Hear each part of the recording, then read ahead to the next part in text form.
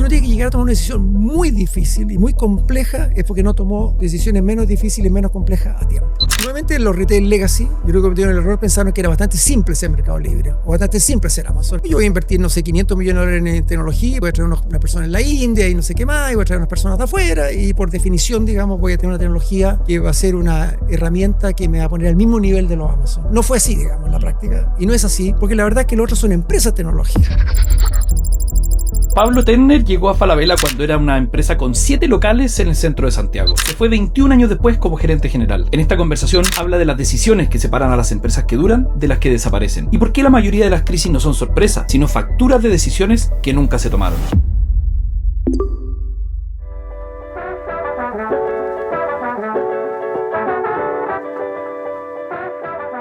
Pablo Tenner, muchas gracias por estar aquí en Chile Nación Emprendedora. Encantado. Gracias a ustedes por invitarme. ¿Me puedes llevar a Falabella el año 83? ¿Cómo era? Bueno, yo entré, en septiembre del 83 y ¿cómo se llama? Y Falabella en ese minuto tenía básicamente los 7 locales de Ahumada, que eran locales pequeños, y tenía un local en Concepción, que era más grande, pero que no estaba totalmente integrado, porque originalmente tenía distintos dueños, todos dentro de la misma familia Solaris. Ya se había consolidado la propiedad, pero todavía no se integraba desde el punto de vista de management. Esto fue 3 semanas antes de que se abriera Parque Arauco. Que te diría que la tienda de Parque Arauco. Claro, que fue como el origen del Falabella moderno desde el punto de vista de ubicaciones. Perfecto. ¿Ya? Así que ese fue un momento que yo entré. Semanas después hubo ya veníamos de la ¿cómo se llama? De la crisis del 82, claro, el 82, 83. 82, 83. Era estado difícil encontrar pega, ¿no? Estaba súper complicado. Recién egresado. Estaba súper complicado. De hecho, no era una opción evidente Falabella porque todavía no era una empresa, entre comillas, moderna. Claro, ¿ah? O sea, 7 tiendas, 7 locales en el centro. Exactamente. Pero a mí me llamaron, no sé por qué, digamos, y me entrevistó Juan Cunio, que era el dueño, que es uno de los dueños, y que, ¿cómo se llama? Que era el gerente general en ese minuto, y yo quedé muy impresionado, digamos, por ¿cómo se llama? Por sus capacidades. Y entré a trabajar al día siguiente, digamos, de que me entrevistó. Perfecto. O sea, como que tampoco la pensaste mucho, ¿no? No, nada. ¿No? Tampoco tenía mucho que pensar porque tampoco había muchas ofertas, digamos. Claro. O sea, el país estaba en verdadera recesión, digamos. O sea, prácticamente no había trabajo. Yo llevaba 6 meses buscando trabajo.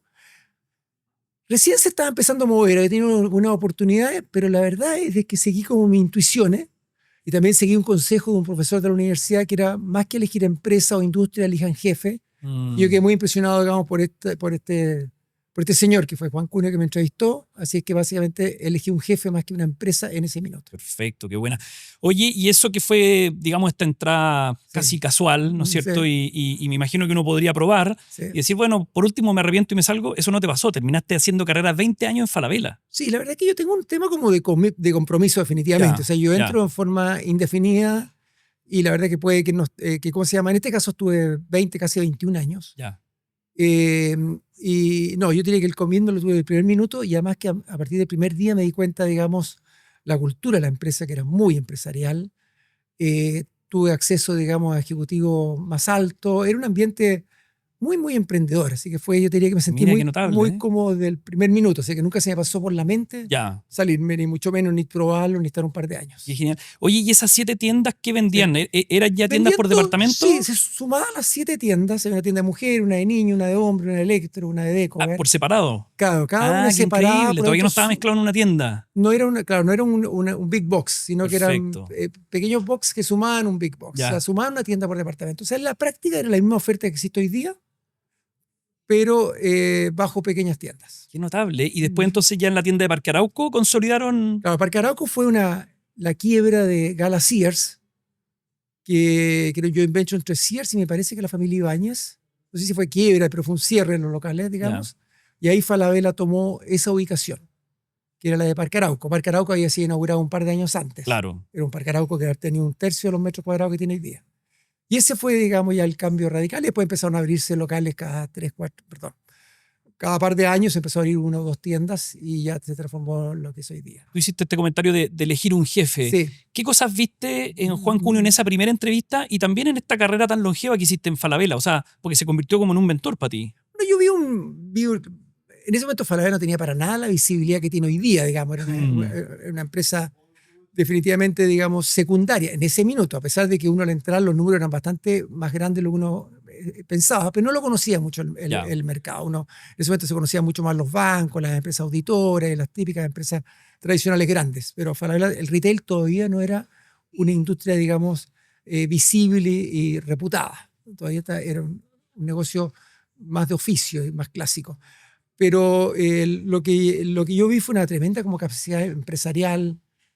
En ese minuto, digamos, en esa entrevista, una persona como muy inteligente, digamos, con muchas convicciones, y fue bastante claro, digamos, fue una entrevista muy rápida y fue como evidente, digamos, fue como que no había que pasar por muchos tests, ni por muchos procesos, ni por muchas entrevistas. Él tomaba la decisión y eso ya me empezó a ser atractivo, digamos, esta rapidez en las decisiones. Perfecto.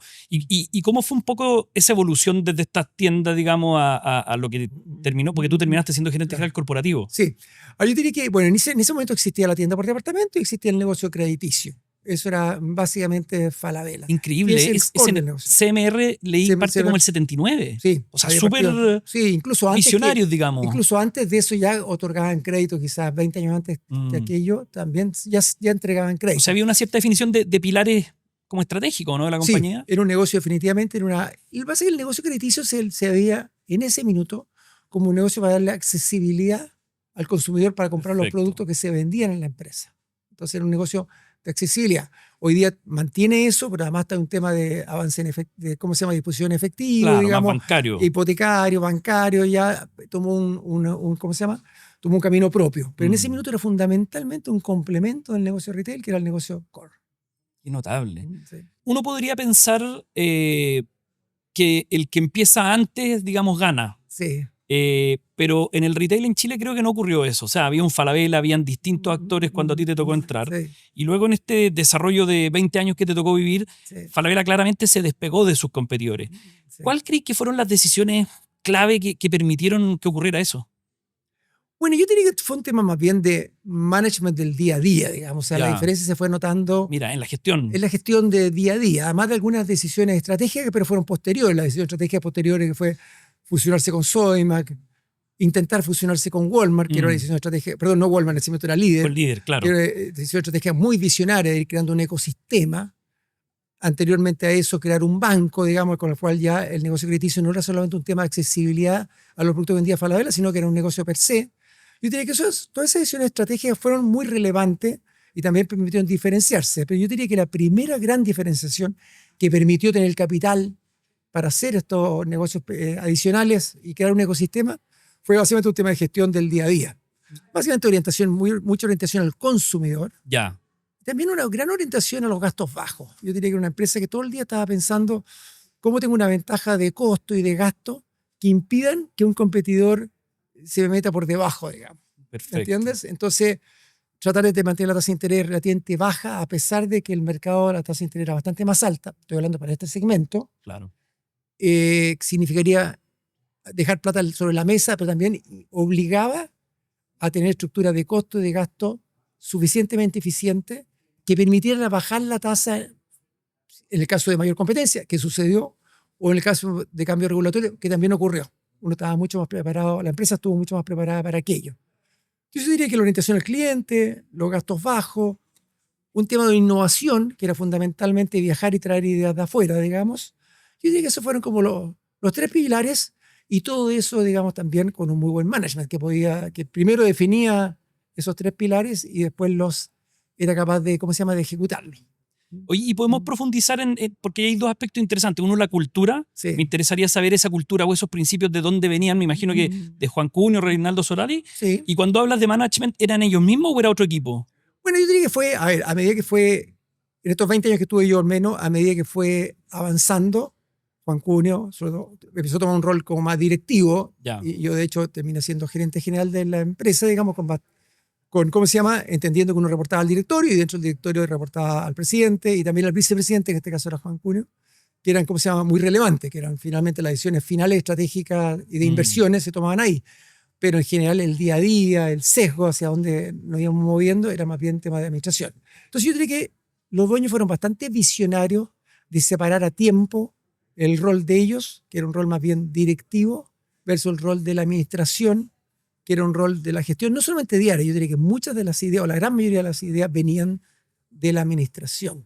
Ah, mira. El día a día, qué sé yo, los posicionamientos, el marketing, todas las opciones que uno iba tomando eran más bien fundamentalmente de la administración, con unos dueños bien involucrados, pero que operaban en un plano distinto. Entonces yo diría que desde el punto de vista de governance, se dio un governance bastante bueno, que también puede ser un elemento por lo cual Falabella se fue separando de la competencia. Se dio un muy buen governance, un governance moderno, muy a tiempo. Ya. ¿Y dónde vi? O sea, me encantaría entender por qué consideráis un acierto que los dueños hayan salido más del día a día y hayan tomado esos roles directivos. Bueno, porque las empresas a medida que crecen necesitan una cierta escala gerencial, no solamente capacidad gerencial, necesitan escala gerencial. Y los dueños, por definición, son finitos, digamos. Perfecto. Sean 2, son 5, son eso.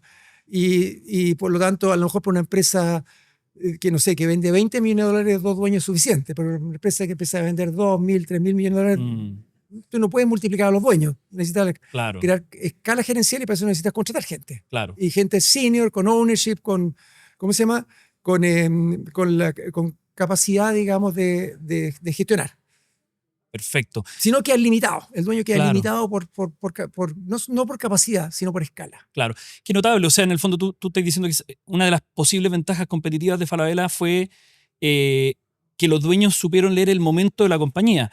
Te he escuchado en otras entrevistas decir que en general a las empresas medianas es a las que mejor le vendría un directorio y probablemente son las que menos constituyen un directorio, ¿no? Claro, las empresas medianas que a lo mejor no tienen la capacidad ilimitada de contratación y de crear una tremenda escala, una forma de anticiparse, digamos, es traer el knowledge que puede traer de las empresas grandes a través de un directorio. Es la forma, entre comillas, puede ser una forma bastante eficiente de que el directorio, si es un buen directorio y tiene un buen governance, de que vaya aportando para crear el governance, para hacer una separación entre dueños y ejecutivos, y por lo tanto para poder cambiar de tamaño, cambiar de escala, poder aspirar a duplicar de tamaño, porque las empresas van cruzando umbrales, y las empresas medianas tienen un umbral que es la capacidad del dueño. Claro, el cuello de botella si es que está en la operación. Claro, y muchas veces le cuesta, digamos, entre comillas, cambiar un poco su rol, que ingrese a una administración profesional. En eso los directorios lo ayudan. Los directorios en general son muy pro administración profesional. Y además hace que el dueño, digamos, de alguna forma u otra, se sienta con más confianza al entender que no está entregando toda la gestión de la administración, porque hay un directorio que también lo está apoyando. Un directorio profesional que incluye algunos directorios externos. Porque si es un directorio que es básicamente replicar la propiedad o los propietarios, básicamente es lo mismo, digamos, no cambian nada. Pero un directorio que tiene un par de directores externos, profesionales, part-time, le ayudan, digamos, a darle confianza para delegar en la administración. Qué genial. Oye, Pablo, y en ese sentido, a ver, porque lo estamos hablando hoy día, por así decirlo, con el diario El Lunes, ¿no es cierto? Como resultó. Pero la mayoría de las decisiones que uno toma no son 80-20. Tú estás en el 51-49, entre el sí y el no. ¿Me podés llevar alguna decisión difícil que te haya tocado tomar y cómo evaluaste, digamos, los pros y contras? ¿Qué te diría? Digamos, uno tiene que llegar a decisiones difíciles eventualmente cuando no ha tomado a tiempo o no ha tomado suficientes decisiones o no ha revertido una mala decisión rápidamente. ¿Me entiendes?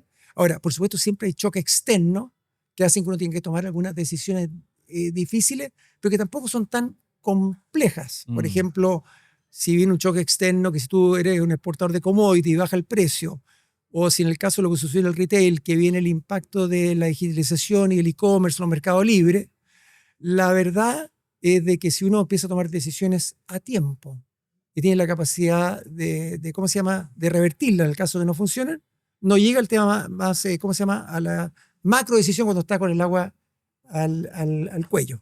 Y algunas de las decisiones que parecen ser muy difíciles, pero no son tan complejas ante choque externo, inesperado, cambio de tipo de cambio, etcétera, que son temas de racionalización de costos o de personas, no son las decisiones más complejas. Pueden ser difíciles porque involucra personas, pero no son complejas, son como evidentes de hacer, digamos. ¿Y dónde están las decisiones más complejas entonces? Yo diría que las decisiones más complejas son las decisiones más bien estratégicas, digamos, ¿me entiendes? Hacia dónde vas a ir moviendo la empresa. Ante cambios radicales o cambios importantes o cambios progresivos en los consumidores. ¿Me entiendes? Los consumidores se pueden estar cambiando de formato. Por ejemplo, el tema del retail, los supermercados se pueden estar yendo a los supermercados full service a los supermercados de descuento. o en el caso de invento de los combustibles, se te puede estar yendo de la benzina, se te puede estar yendo progresivamente hacia Claro. los autos eléctricos, uno no Claro. sabe, las empresas los distribuidores de combustible tienen que tomar decisiones. Bueno, ¿en qué minuto voy gradualmente, lo hago en forma agresiva? ¿En qué minuto apago la luz? Por ejemplo, el tema de la digitalización. ¿En qué minuto, no sé, el AN cierra el counter, digamos, y todo el mundo tiene que hacer su orden desde la casa? Claro, Por ejemplo, claro. es un tema de apagar la luz. Cuando tú ya has avanzado suficiente y dices, ya, pero no quiero tener dos mundos, Sí. quiero obligar a mi consumidor a que se mueva hacia un mundo que me saca costo y que mejore la experiencia. Claro. Que es uno de los grandes temas de la digitalización, que normalmente una digitalización bien incorporada simultáneamente te saca costos, con lo cual tú lo puedes bajar el precio al consumidor y te mejora la experiencia. Ya. ¿Entiendes? Entonces, decisiones, yo diría que en resumen, si uno tiene que llegar a tomar una decisión muy difícil y muy compleja, es porque no tomó decisiones menos difíciles y menos complejas a tiempo. Perfecto. Y en ese sentido me puede llevar, es que los casos que me ponís son fascinantes, Sí. encuentro. ¿Me podría compartir algo de criterio de cómo, por ejemplo, lo que decías tú, en qué minuto cierro el counter? O sea, Claro. ¿cómo estas transiciones empresariales las vas ejecutando de manera adecuada? Bueno, nosotros tenemos una cierta ventaja por el hecho de ser, ¿cómo se llama? Un país, ¿cómo se llama? Moderno pero pequeño, y que uno puede inspirarse en qué está pasando en el mundo. En el mundo las cosas no es que estén pasando, pre-digitalización a lo mejor las cosas pasaban 10 años antes, ahora pasan 2 años antes, pero uno empieza ya a anticiparse, digamos. ¿Eh? Entonces, si uno está viajando suficiente, si lee lo que corresponde, si se asesora, si conversa, etcétera, uno se da cuenta más o menos cuáles tendencias son tendencias que no van a perdurar. Por ejemplo, pueden no perdurar porque alguna tendencia que significa vender bajo el costo, por ejemplo, ¿no es cierto? O que están perdiendo plata, ¿no es cierto? Entonces Claro. uno dice, esa tendencia no sé si va a perdurar porque no parece ser sostenible, Claro. porque no la veo que pueda transformarse en rentable. Que vienen muchos de los cambios de los startups, que startups vienen con alguna propuesta y la empresa establecida dicen, ¿ese es el futuro? A ver, puede ser monetizable, porque si no es monetizable, digamos, eso no es el futuro. Luego de estar leyendo el diario, voy a ir viendo que esa empresa desapareció. Por lo tanto, si yo me muevo, voy a terminar con las mismas pérdidas que ellos, salvo que tenga alguna ventaja. Entonces, ver cuáles son las tendencias que pueden ser perdurables y que económicamente conviene perseguirlas, digamos, porque pueden ser Ya. muy rentables. Y ahí uno tiene que ir moviendo las empresas. En general, las empresas se mueven en forma más gradual, pero hoy día con el tema de la globalización, con el tema de la digitalización, hoy día los movimientos son quizás un poco más bruscos, se demoran menos tiempo. Uno está obligado en menos tiempo a concretarlo porque el consumidor se mueve más rápido. El consumidor es más global, viaja más, la tendencia llega más rápido, digamos. Sobre todo Chile, que es un país bien, ¿cómo se llama? Bien abierto y que hay bastante competencia. Entonces, dado que hay bastante competencia, hay bastante rivalidad interna, hay harta gente trayendo novedades, innovaciones, etc. Claro. Oye, y en ese sentido, lo encuentro una conversación fascinante Sí. porque creo que ahí es donde está, digamos, la médula. O sea, son decisiones, una serie de decisiones estratégicas bien o mal tomadas que pueden hacer toda la diferencia. Pablo, en ese sentido te quiero preguntar como un ejemplo. O sea, yo puedo pensar en este mundo como de la disrupción en los libros. O sea, a mí me encanta el libro físico y en Sí. algún minuto la tendencia, que era lo que hablábamos recién, Sí. decía, oye, van a desaparecer los libros físicos y todos vamos a leer en Sí. tablet, Kindle, etc. Y eso todavía no ocurrió 20 o 30 años después. Claro. Entonces, hay decisiones que de repente pareciera ser que la tendencia va para allá. Te quiero preguntar en específico por Falabella. Falabella, hace algunos años, tuvo que tomar una decisión, le estaba entrando competencia con Mercado Libre, Amazon estaba amenazando con entrar a Chile, y en lugar de lo que hablábamos recién, que desde Chile uno podría buscar un benchmark afuera, Sí. ¿no es cierto? Y decir, oye, ellos corrieron esa apuesta y esto es lo que resultó. Quizás Falabella no tenía un benchmark al que seguir. Sí. Y siguieron una estrategia que fue comprar Linio, pasar a Falabella Naranjo, etcétera, que al final terminó no resultando. Y tiene que entrar Enrique Hostalé, un cambio de management, un poco como a volver a las bases. Sí. Pero, ¿Falabella tenía alguna alternativa a eso? ¿Cómo evaluáis tú un poco Ahora, ese hay que decirte proceso? dos cosas. Uno, primero, bueno, yo de Falabella puedo hablar como una especie de historiador educado, en el sentido que tuve 20 años, pero hace 20 años que no estoy. Exacto, Pero me claro. mantengo bastante al día. Y mi mayor experiencia hoy día es un grupo peruano, que es un grupo de un tamaño muy significativo, que quizás desde el tamaño posiblemente es más de la mitad de Falabella, pero muy grande en supermercado, muy grande en home improvement, un poco más pequeño en tienda por departamento, tiene un negocio crediticio muy grande. Por lo tanto, es relativamente similar. Entonces eso le hace a uno más fácil, digamos, ¿cómo se llama? Opinar y mantenerse al día. Yo diría que en general el tema de la transformación digital y sobre todo del e-commerce ¿Ya? hizo que esto estoy hablando hace 10 años, todas las empresas estuvieran aprendiendo simultáneamente. O sea, aquí no bastaba encontrar un McKinsey, porque McKinsey también estaba aprendiendo, digamos. Nadie sabía dónde terminaba esto, porque uno veía, digamos, a Amazon que iba adquiriendo una valorización, pero uno no veía que Amazon monetizaba, digamos. Durante muchos años Amazon no ganaba plata y la pregunta era, no gana porque si parar el crecimiento podría empezar a ganar plata, ¿me entiendes? Pero mientras esté creciendo, digamos, está básicamente adquiriendo consumidores y el consumidor inicialmente le cuesta el valor presente de ese consumidor, o la curva se corta a los 3, 4 años. O sea, tú te cuesta adquirir un consumidor $50 y el consumidor reciente deja $50 de margen acumulado en 4 años. O en 5 o en 10, pero nadie sabía en cuántos años. Claro. Entonces nadie sabía, digamos, si ese era el camino. Y además había una desventaja respecto a los retailers legacy, Falabella y otros en todo el mundo, que el mercado de capitales premiaba al pure player. Ya. Lo premiaba por un tema porque sentía que no tenía obstáculos, no tenía barreras, no tenía que desaprender.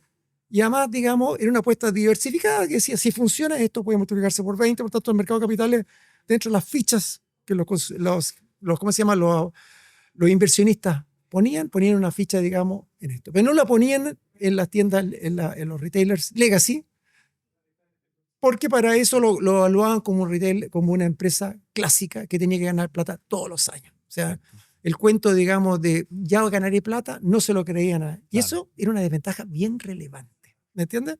Porque el mercado de capitales le castigaba a uno si perdía plata y premiaba al otro si perdía plata simultáneamente. Bueno, eso junto con el tema que estábamos todos aprendiendo simultáneamente, hacía, digamos, de que era difícil para los retailers legacy salir a ver cómo optaban en el e-commerce. Pero la verdad es que al final la valorización de los Amazon, de los mercados libres, ha terminado siendo razonable o justa, porque la verdad es que ellos, en el punto de vista tecnológico, lo han hecho mejor que los legacy. No estoy hablando de Falabella necesariamente, estoy hablando en general. Lo han hecho mejor que los legacy. Han tenido la ventaja del mercado de capitales que le ha permitido invertir con calma, pero la verdad es que el nivel de servicio de un Mercado Libre, un Amazon es extraordinario. O sea, la experiencia del cliente, tanto en la parte digital, que sería la navegación en la página, todo el funnel hasta terminar en el checkout, como después todo el tema logístico, son de primer nivel. Y al legacy le ha costado un poco más, porque tiene que desarmar, hay conflicto interno, hay un montón de cosas, digamos, que tienen ciertas ventajas. Tiene ventaja el click and collect, que para ciertos consumidores es un beneficio. Ese consumidor que, ¿cómo se llama? Que no hay nadie en la casa, no entendía, porque ambos trabajan, ¿no? O es una familia monoparental. La verdad es que ir a recoger a la tienda y que no le cobren nada más el despacho y recogerlo cuando uno quiere tiene una cierta ventaja. Entonces los legacy que tienen tiendas físicas tienen una cierta ventaja que es la del click and collect y están intentando aprovecharla. Y la demás, digamos, tienen que cerrar todavía algunas brechas desde el punto de vista tecnológico y desde el punto de vista logístico, digamos, en la última milla. ¿Ah? Yo diría que el foco de la empresa Pure Players es mejor que el foco de la empresa Click and Brick. Tiene un mayor foco. Ellos se levantan todo el día pensando solamente en tecnología y pensando solamente en logística. Y la verdad es que se preocupa un poco del producto. El producto es everything store. Es de un tercero, claro. El producto está todo lo que ocupa. Claro. Mientras que el legacy, Falabella y otros, editan mucho más el producto. Porque la tienda física, como no cabe todo, tú tienes que editar para que la propuesta sea una propuesta preseleccionada para el consumidor que le permite un in-and-out relativamente rápido. Esa ventaja se pierde un poco en la página porque la navegación, si está bien hecha, es rápida, es simple. Entonces tú puedes pasar por millones de productos que no te interesan y llegar a tu producto rápidamente, siempre cuando tengas un buen buscador.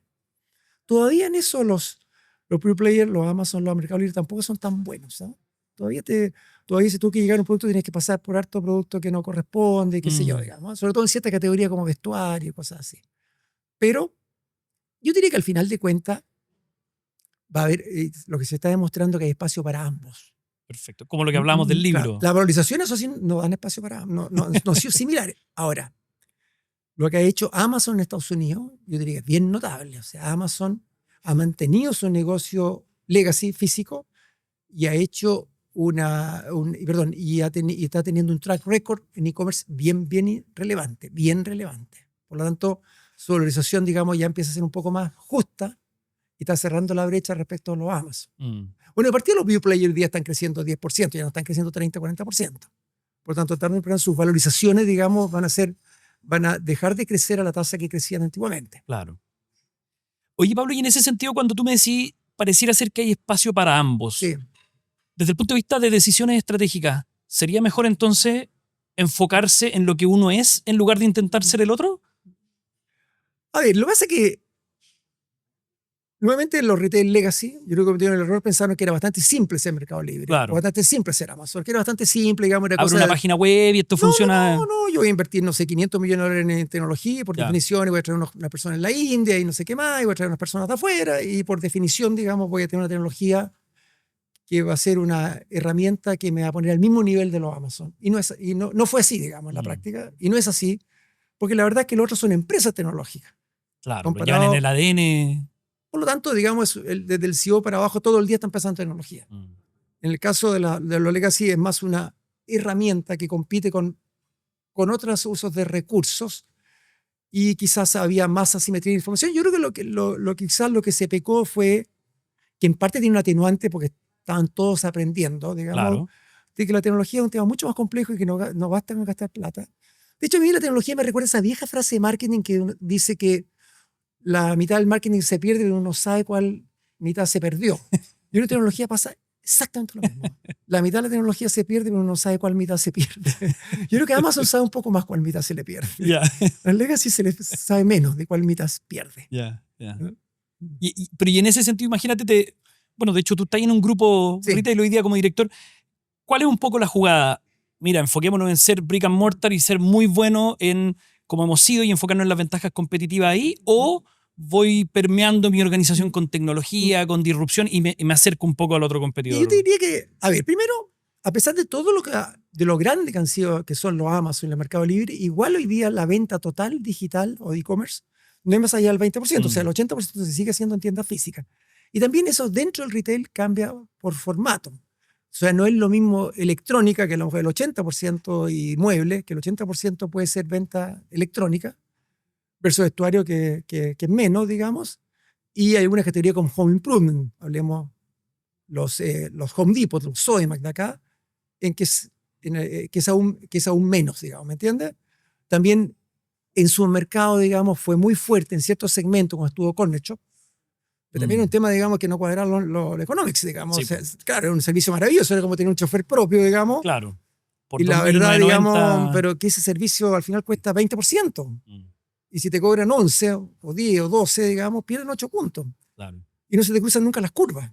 Entonces, al final de cuentas, ese tipo de nivel de servicio de a poco empieza a bajar o te empiezan a subir los precios de alguna otra forma. Ya no participas de las promociones o te cobran una membresía. ¿Me entiendes? Porque Claro, no pasas, claro. digamos. Entonces, no es tan barato despachar pedidos de abarrotes. Sobre todo pedidos, Claro.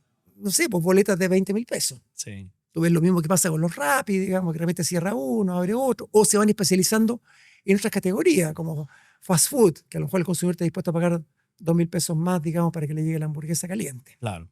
Y es una rotación mucho más alta, y el picking es mucho más rápido, no es el Sí. mismo picking de supermercado, que están media hora llamando a la señora a preguntarle, oiga, la margarina no Claro. está, pero está esta otra margarina, ¿qué opina? Lo cual, eso siempre me llamó la atención porque ese llamado era básicamente era un problema de falta de tecnología. Ese llamado nunca se había hecho. Y un llamado súper caro. Sí, po. Porque tenías una persona, digamos, dando vuelta en un supermercado, además de afectar al consumidor normal. Claro. Oye, sigamos como en el mundo estratégico, que me encanta tu mirada más desde el directorio. Tú has participado en directorios en industrias bien diversas, o sea, en el retail, en finanzas, en gastronomía, etc. ¿Cuál es el ADN del buen director que le permite ser un buen director en distintas industrias? Mira, primero, Si es que lo hay. primero la descripción del cargo, digamos, qué es lo que hace un directorio. Ya. Entonces, para mí las empresas se manejan a 10, a 100 y a 1000 días, ¿me entiendes? Ya. 10 días, un tema hoy día se llama como N-1, que Ya. ya no son ni siquiera el gerente general, gente un poco más abajo, que es definir, digamos, cómo es el negocio en los próximos 10 días, digamos, no sé, esa venta mayorista o la venta minorista, la Navidad, lo que sea, 10 días. 100 días es un tema, y ahí 100 días ya es un tema en que empieza a participar mucho más el gerente general, que son decisiones, digamos, que son, entre comillas, de mediano plazo, que es en el mundo del retail, por ejemplo, tener una buena Navidad, entonces uno la empieza a preparar en agosto, empieza anticipado, etc. Y 1000 días ya se empieza a hacer una decisión estratégica, digamos, hacia dónde nos vamos moviendo. Decisiones respecto a la sucesión del gerente general o del equipo. Decisiones de la matriz de riesgo. Oye, ¿qué riesgo estamos asumiendo? ¿Tenemos guata para el riesgo? Decisiones de inversiones, digamos, ¿me entiendes? Decisiones significativas de inversiones, aumento de capacidad instalada, nuevas plantas, salir fuera del país, digamos, entrar en nuevas líneas de negocio, alguna adyacencia. Todos esos temas son más bien en que ahí empieza a aparecer el gerente general, pero sobre todo el directorio. Ya. O sea, yo te diría sucesión del gerente general y sobre todo el top team. Tener muy claro Mira. el equipo ejecutivo, no solamente el N, sino también el N-1. Ya. Están funcionando el modelo de incentivo, el modelo de retención, digamos, el plan de inversiones, la matriz de riesgo, que es un tema bien relevante que se discute poco, digamos, que uno tiene muy claro cuál es la matriz de riesgo, qué riesgos son inherentes al negocio, ¿me entiendes? ¿Qué riesgos no son inherentes, que los podemos algunos riesgos los podemos atenuar, que son los inherentes, otros los podemos eliminar, que son riesgos que no hay ninguna remuneración a cambio de eso, etcétera. Riesgos reputacionales. ¿Ah? Yo diría que esos elementos y la definición y sobre todo la ejecución y el seguimiento del plan estratégico. ¿Ah?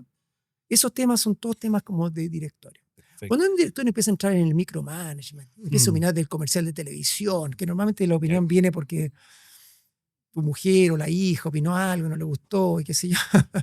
Cuando empieza Es bien anecdótico. todas esas cosas anecdóticas, pierdes toda la fuerza. Claro. ¿Me entiendes? O sea, uno pierde toda la fuerza, digamos, cuando uno empieza a decir, oye, preocúpense. ¿Me entiendes? Eso no. Yo creo que uno tiene que alejarse lo más posible del micromanagement y entender el territorio en que si uno no copa ese territorio, no lo copa nadie. ¿Me entiendes? Sí, claro.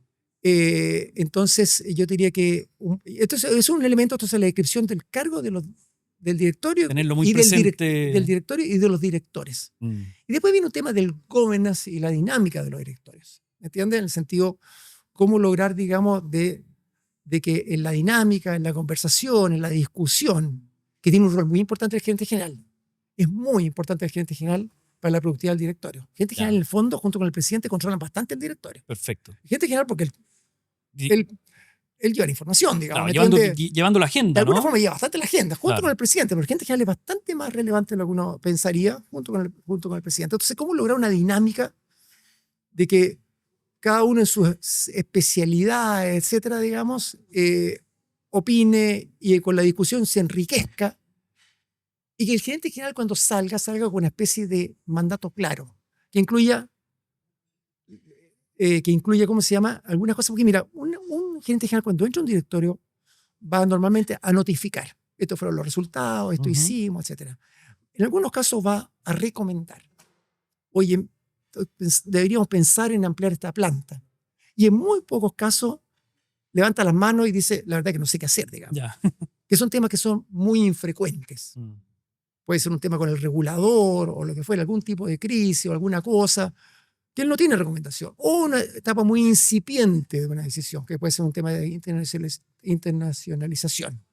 Entonces también él puede decir, oye, este tema abrámoslo. ¿Ah? Entonces que esos tres elementos son distintos roles del directorio. Cuando está notificando el gerente, bueno, el directorio no tiene mucho que opinar, escucha todo lo que dice, digamos, pregunta un poco, complementa.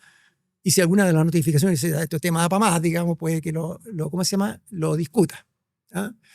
En las recomendaciones hay un tema y dice, el gerente viene con una propuesta. Ya, veamos si esta es la mejor propuesta, digamos, cuáles son los riesgos de la propuesta, estará bien pensada, digamos, hay un tema mejor, es el momento. Entonces yo encuentro que los directores es la primera línea de defensa y de rentabilidad de la empresa. Y además, Buena definición. si tú sumas a los 9 directores, los directores son súper caros, digamos, sumados 9 directores. Sí. Hay algunos que son excepcionalmente caros, pero sumados que no, aunque sea una dieta razonable, digamos, lo que fuere, multiplicado por 9 suma. vale más que un gerente general. Y los gerentes generales Sí, claro. son importantes. Entonces, al directorio hay que exigirle y hay que esperar bastante de ello. Y no siempre se espera ni se exija mucho. Muchas veces son, sí, ok, nice to hear. O sea, el dueño dice, oye, simpático tener un directorio, digamos, voy, lo escucho, sí, etcétera. Pero no, otra cosa, digamos, cuando ir, digamos, con la visión de, digamos, este directorio, digamos, que me aporte, que me aporte de verdad. ¿Cómo se llama? Que me exija, que me ponga contra la pared, digamos.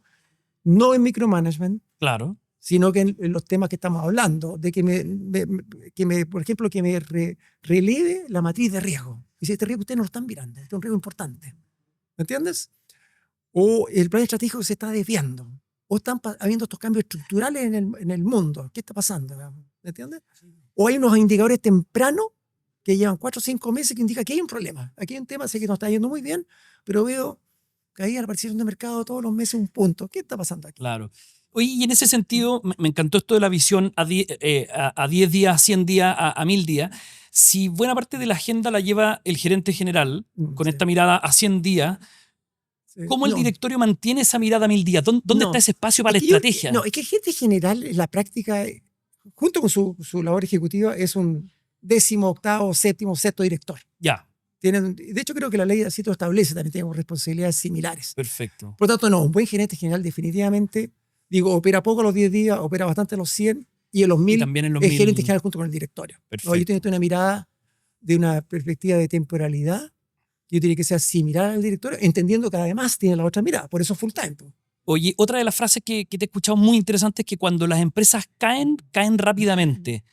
Sí, bueno, eso es todo el tema de las crisis, digamos, las crisis tardan en llegar. Y cuando llegan, digamos, son muy rápidas, es como el muro de Berlín. Tardó a lo mejor 20 años en llegar. Claro, No podía ser indefinido este muro, digamos, pero cuando llega, en 2 días habían sacado el muro completo. claro. Hay una frase de Lenin que es muy buena, que es algo así como: hay décadas en las que no pasa nada y hay semanas en las que pasan O décadas. sea, Es un poco exactamente. eso. Bueno, yo diría que eso fue el tema de la digitalización. Fue el tema de la pandemia para efectos de algunos temas de todo el trabajo remoto, Zoom y qué sé yo. O sea, claro, eso fueron en semanas, pasaron lo que no había pasado en Claro. la década, ¿cómo se llama? Anterior. Eso es cierto. Ya, entonces, esa frase de alguna manera resume esto que comentaba ya antes de ir tomando las decisiones gradualmente y con anticipación, ¿no? Claro, uno tiene que ir anticipando que van a haber cambios, digamos. De repente uno ve, no sé, industria, y que el precio es muy alto. Por distintos motivos, porque hay falta de competencia, o hay temas que tú dices, esto el regulador lo va a solucionar de alguna forma, porque hay asimetría respecto al consumidor, lo que fuere, y uno tiene que anticiparse. Y para eso anticiparse significa disminuir gastos, anticiparse, empezar uno mismo a bajar los precios, si que uno es integrante de la industria, digamos, ¿me entiendes? Porque si no va a aparecer un sustituto, o va a aparecer un nuevo integrante, o lo que sea. ¿Ah? Han aquí casos, qué sé yo, famosos, cuando anunció Carrefour a fines del año 90 que venía a Chile, DIS compró muchos sitios, digamos. La mayoría de los sitios que están en la circunvalación Américo Vespucio son más o menos de esa época. Esa fue su estrategia, o sea, se Sí, armó, digamos, con sí, ubicaciones. se anticipó, digamos, a la anticipó. llegada de ese u otro operador que podría haber llegado. Entonces ya sin real estate, un big box no puede entrar a Chile. Claro. Se dio un big box en home improvement, estamos hablando de los Sodimac, lo Easy, o en submercado, no para salas pequeñas de 2000 metros, para un hipermercado, imposible, no hay terrenos. ¿Me entiendes? Ya Claro, están copados, claro. digamos, ¿me entiendes? Qué genial. Entonces, eso es el punto de vista de real estate, brico para un mercado. Sí. Ante un cambio también en el consumidor, la motorización, la vía estructurante, hablando de los anillos, toda esta, la autopista central que hace que el consumidor, al tener auto que no tenía antes, al desplazarse más, al poder desplazarse rápidamente por estas autovías, por estas autopistas, ya no empieza a ser el almacén de barrio. Puede ir una vez a la semana al hipermercado que está a 15 kilómetros. Claro. Es un cambio en el consumidor. Qué Entonces, genial. En todos los ámbitos están ocurriendo algunas cosas, los cambios de hábitos, digamos, todo el tema de la salud, digamos. Uno ve un montón de cosas, ve, no sé, hace tiempo atrás el plant-based, que es todo lo que son las alternativas de las carnes, ¿no es cierto? Entonces la gente decía, oye, fantástico, yo no quiero comer carne, quiero comer un producto vegetal, pero el producto vegetal al final, para replicar el producto de la carne, tiene que meter muchos químicos, entonces empezó a tener 3, 4 sellos, entonces ya no era tan sano. Bueno, esos son, como anticipo, digamos, como digo, ya la gente quiere, digamos, seguir comiendo carne, pero ojalá que sea una carne sintética, pero no quiere sellos, porque no quiere que le agreguen aditivos para que tenga el sabor de la carne. Bueno, hay varios elementos que hacen que uno tiene que irse anticipando el consumidor te va dejando huellas. te va dejando rastros. Oye, qué interesante. ¿Y cuáles podrían ser esas señales de negocio? Porque ya, la evidente es venta, por ejemplo. Oye, están cayendo las ventas. Pero de ahí surge una serie de hipótesis que me imagino hay que testear. Mira, a ver, bueno, uno son los cambios como demográficos, tema bien relevante, ¿no es cierto? Interesante. Después el tema, también los cambios en la globalización, los cambios en los estilos de vida, digamos. Hay las generaciones no son iguales una a la otra, digamos, ¿me entienden? En términos de cómo van a consumir. Te entiendo. O sea, más bien seguir al consumidor que indicadores específicos del negocio que van a empezar a impactar, pero... Al consumidor la tecnología. Ya. Porque al consumidor va cambiando, pero la tecnología te hace cambiar más el consumidor. Esta es la famosa frase de Steve Jobs, digamos. Yo no le voy a preguntar a las personas si quieren un teléfono celular, digamos, porque no saben qué es lo que es eso, no saben lo que es andar con un teléfono en la calle, no lo pueden imaginar. Yo eso lo voy a hacer, digamos, y yo sé que van a cambiar el hábito. Claro. Entonces la tecnología te hace aparecer, entre comillas, soluciones a necesidad que tú ni siquiera sabías que tenías. Tú no tenías la necesidad de hablar por teléfono en la de calle. Estar ubicable todo el día. No lo tenías. Y de repente... Ahora es imprescindible. Y ahora es imprescindible. Entonces yo diría que los cambios son en los consumidores y en la tecnología que hacen cambiar a los consumidores también. Perfecto. Por ejemplo, en el caso de la tecnología, por un mejor servicio, un servicio que no existía antes, o por un menor costo.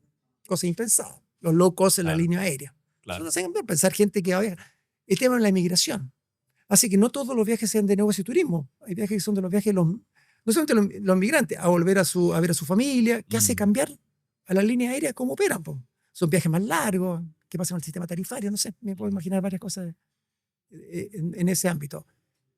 Los hoteles, este mismo hotel que estamos hoy día, digamos, antes tenían full service, ahora los hoteles cada vez son más de lifestyle.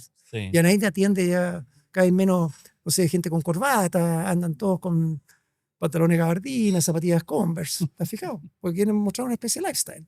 Perfecto.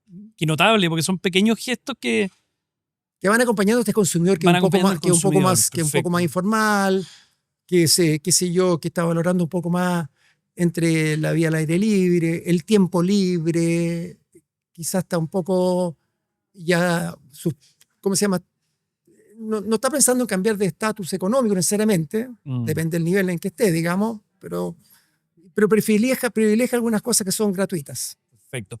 Oye, y en ese sentido, todo esto que hemos conversado de estrategia, quizás lo hemos orientado más a empresas establecidas. Sí. ¿Cómo podría aplicarse esto al mundo más de startups o digamos, emprendimiento más acelerado? Bueno, evidentemente el tema de la digitalización hace, digamos, de que hay muchos negocios que se pueden democratizar y muchas veces las empresas grandes no lo están viendo. Entonces los startups tuvieron una ventaja durante muchos años porque las empresas grandes no lo estaban viendo. Hoy día pasan un par de cosas, digamos. Yo diría que hay varias cosas. Uno, ¿por qué está más desventajoso hoy día el tema del emprendimiento digital, sobre todo el B2C? Uno, ya no hay un mercado de capitales. O sea, el mercado de capitales ya no está tan, entre comillas, no está tomando tanta apuesta. Primero porque maneja más información, más data de la que manejaba antes, y la data no es la más favorable. No estoy hablando necesariamente del mercado de capitales para una IPO. Estoy hablando fundamentalmente de los aportantes a través de fondos o el aportante directo. El tradicional se secó el mercado porque muchos ya participaron y no les fue bien, o porque leen el diario y ven que está cerrando a alguien que valía $1.000 millones 3 años atrás en el mundo, donde sea. Entonces, ese es un cambio importante. Otro cambio importante es que las empresas grandes también se han puesto mucho más emprendedoras, mucho más digitales. Vieron un espacio, no quiere que se lo copen estos nuevos entrantes, lo están tomando ellos mismos. Y uno ve varias inversiones de empresas grandes que van hacia eso. Y otro también, que los emprendedores varios de los emprendedores han cometido muchos errores, digamos, de que este tema, que fue una cosa como,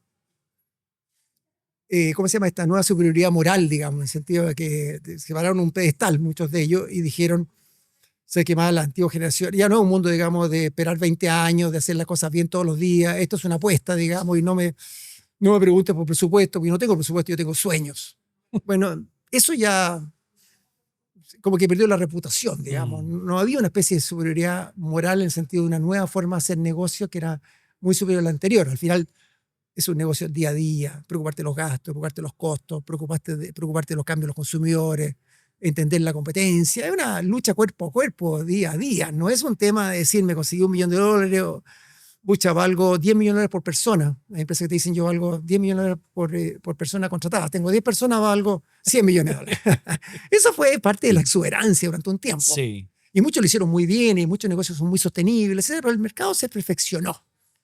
Y te diría que al final hay bastantes cosas back to the basics. Y el back to the basics es controla tus gastos, controla tus costos, invierte bien, está muy cerca del consumidor y asústate con la competencia. Eso no ha cambiado. Y tiene un producto relevante. Y tiene un producto que sea monetizable. Entiendo que tengas un par de años de pérdida porque el costo de adquirir un cliente es alto. Pero tiene que, tarde o temprano, tienes que monetizarlo. Tiene que ser un producto que sea relevante para el consumidor. ¿Me entiendes? Que esté dispuesto a pagar por aquello. ¿Ah? Ese tema, digamos, yo creo que hay hartos aprendizajes. Claro. Y ¿cómo se llama? Y debiera... Y las empresas están migrando, los startups están migrando, me imagino que hacia aquello. O sea, hay muchos puntos en común hoy día. O sea, digamos, se acabó ese paradigma, como decías tú, de que la startup era, o todo lo nuevo y con tecnología era bueno y todo lo antiguo era malo. Entonces hoy día están más juntos esos mundos. ¿Qué le puede aportar, digamos, un director de ese mundo, entre comillas, legacy, a una startup? Oye, startup, por ejemplo, Corner Shop, por lo que yo entiendo, tenía una tecnología muy buena. O sea, habían hecho un trabajo tecnológico muy importante. ¿Me entiendes? Entonces, por eso ese negocio se vendió y que se vendió bien, etcétera, digamos. ¿Ah? Entonces, hay todo tipo de, ¿cómo se llama?, de experiencia. ¿Qué le puede aportar un director? Yo creo básicamente el tema de ¿cómo se llama?, de una cierta vuelta a la realidad. Mira, al final nosotros estamos en el negocio de ganar plata, digamos. Podemos demorarnos un poco, pero nos podemos demorar infinitamente, pues se nos va a acabar el capital. Las valorizaciones van a ser cada vez más parecidas a la realidad. Ya no van a esta locura porque hay más data. Hay más data. Después, ya no hay tanta ventaja respecto a las empresas grandes, porque las empresas grandes se han puesto también más emprendedoras, tienen líneas de negocio, tienen empleados que se asemejan más a fundadores de startup, entonces hay menos brecha. Y por lo tanto yo diría que tienes que... los básicos no los puedes perder. Seas un negocio startup o una empresa, los básicos no los puedes perder. ¿Me entiendes? Perfecto. Y tampoco hay que buscar también negocios que sean muy demasiado innovadores, porque muchas veces no hay mercado. No es relevante. Hay demasiado adelantado a tu época incluso. O a lo mejor nunca va a ser. Claro. Un negocio demasiado chico, digamos, ¿me entiendes? Un negocio demasiado chico. Entonces, busca negocios que sean grandes, que lo puedas resolver de una forma distinta. Sea un negocio grande, ir para un consumidor, o una actividad grande, es ir a comprar al supermercado todos los días. Bueno, ¿cómo lo resuelvo? El Corner Shop se lo fue resolviendo. Bueno, ¿cómo lo monetizo?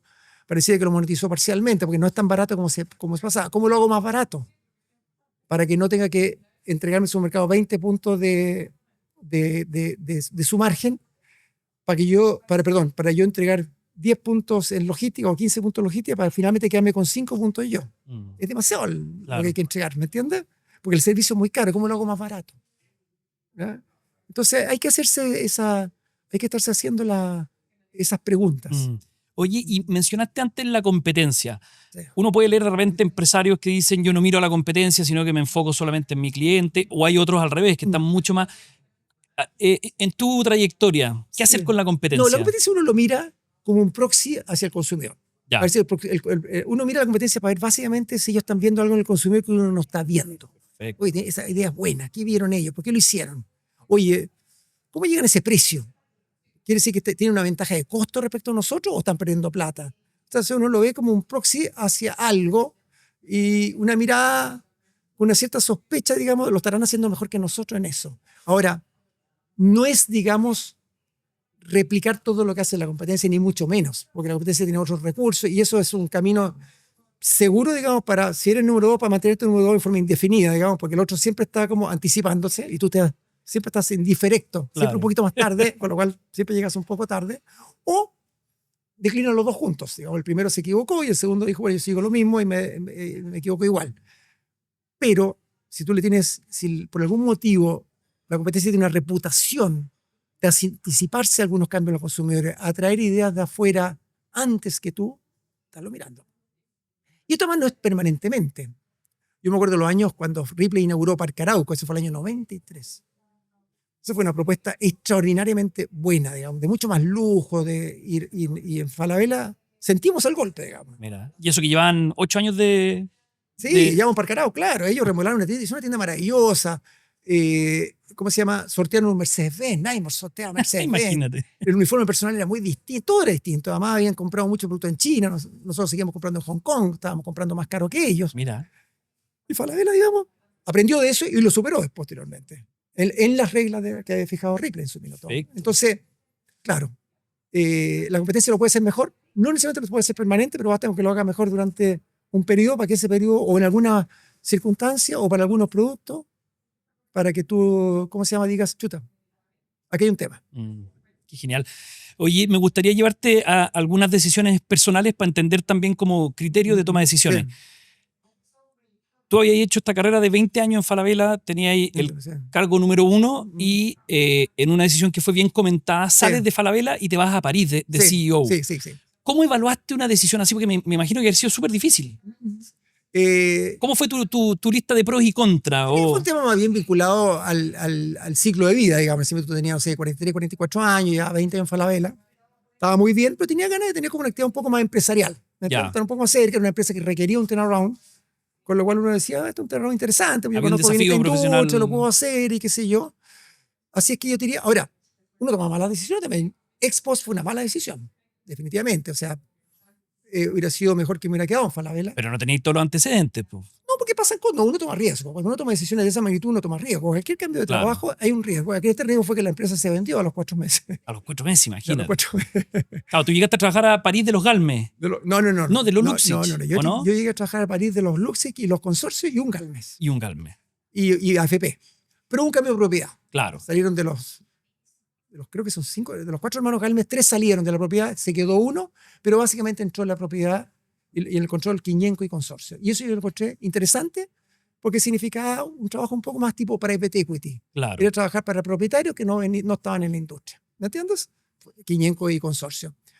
Y era un proyecto turnaround. Yo diría que esa fue la decisión y fue una decisión más bien de tomar de un riesgo, digamos, y fue como, sé que estoy cómodo acá, estoy muy bien, todo esto, lo otro, pero voy a tomar un riesgo. Y quiero hacer una actividad un poco más empresarial, un poco más solo. Terminó siendo una mala decisión por eso y a lo mejor, aunque no hubiera ocurrido aquello, también podría haber sido una mala decisión, digamos, pero eso no es parte de la vida, digamos. Si uno puede tomar malas decisiones, lo importante, digamos, es cómo uno las revierte, digamos, cuánto te afecta, etcétera, digamos. Claro. ¿Cómo se llama? No me causó ningún daño, digamos. Oye, ¿hay alguna otra decisión desafiante o algún episodio que me podáis llevar? ¿Donde se puso a prueba tu criterio, digamos? Es que, bueno, en general, más que el criterio personal de uno, en general son criterios conjuntos, digamos, tanto como gerente general como director. En ambos casos uno opera bastante colegiadamente, ¿me entiendes? Sí. Incluso una decisión, no sé, de despedir un subalterno, una cosa muy dura y muy dolorosa, y uno nunca sabe si lo está haciendo bien o mal, o lo que fuere, digamos, un ascenso, que no es tan doloroso, es bastante más, los dos sonríen. Cuando uno despide, los dos lloran, cuando uno asciende, sube los sueldos, los dos sonríen. Incluso esas decisiones, normalmente las decisiones, una buena práctica es nunca tomar las decisiones solo. O sea, si yo tengo que... Los reportes de uno siempre tiene que consultar para arriba. Si uno es gerente general, tiene que consultar al presidente del directorio. Decir, oye, estoy pensando en despedir a tal persona, o estoy pensando en subir el sueldo. Porque si no empiezan a haber conflictos de interés, de partida la subida de sueldo. Si yo le subo los sueldos a mis subalternos de tal magnitud que de repente empiezo a ganar lo mismo que yo, después voy a decir, oye, me tiene que subir a mí, porque míos ganan todo lo mismo que yo, por decir algo. Y segundo, no es bueno que esas decisiones queden individuales, porque son decisiones relativamente complejas, que tienen conflicto de interés, que hay simpatía, hay afinidad, hay mil cosas. Así que yo te diría que en general las decisiones son relativamente colegiadas. Por eso es tan admirable el trabajo de repente de los fundadores y los dueños de empresas que tienen que tomar decisiones bastante solos, digamos, máximo con un socio, sobre todo cuando son solos, digamos, ¿me entiendes? Ellos son decisiones verdaderamente corajudas. Claro. ¿Ah? Entonces uno participa de decisiones difíciles, participa de decisiones colegiadas, pero participa en forma relativamente colegiada, lo cual de alguna forma mejora la calidad de la decisión, pues es un poco más discutida. ¿Ah? Pero igual hay fundadores. O sea, muchas de las decisiones de Falabella eran una decisión, las más importantes eran decisiones que participaba Reinaldo Solari, Juan Cunio, Sergio Cardone, todos eran dueños en un subconjunto del directorio. Y yo después lo llevaba al director y participaba, por supuesto, el gerente general. ¿Me entiendes? Pero era colegiada, pero un poco más, era más dura para el dueño. Claro. ¿Me entiendes? Que tenía su reputación en juego, tenía su patrimonio en juego. Entonces yo le tengo mucho respeto, entre comillas, a los dueños. Decisiones que uno ha visto ahora en COPEC y CMPC, que CMPC yo estoy director, que están anunciando, perdón, COPEC ya lo está implementando, que están anunciando decisiones de inversión de $5.000 millones para plantas en Brasil de celulosa que van a estar en 2030. Diría que es una decisión que uno participa, pero al final de cuentas es una decisión de dueños y una decisión corajuda. Por eso hay que tenerle mucho respeto a los empresarios. Mucho respeto. ¿Me entiendes? Porque uno puede decir, no, porque son decisiones que son, ¿cómo se llama? Que pueden andar mal eventualmente. ¿Me entiendes? Pero son decisiones que hay que tomarlas y son buenas decisiones, digamos, y son lo que permiten que estas empresas sigan siendo las más grandes en 10, 15 años más. No solamente fueron grandes hace 20 años. Y uno ve también empresarios que de repente pasan por el tema económico, empresarios grandes, ¿para qué los vamos a nombrar? O que incluso semi-quiebran. Y uno dice, pero después de todo lo que tenía, digamos. Pero tomó un riesgo adicional, digamos, ¿me entiendes? No está suficientemente fortalecido. Qué notable. No es eso lo que le pasa ni a COPEC ni a CMPC. Probablemente. No.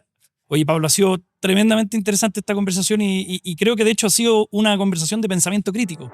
Me imagino, de decisiones estratégicas, de decisiones bajo incertidumbre.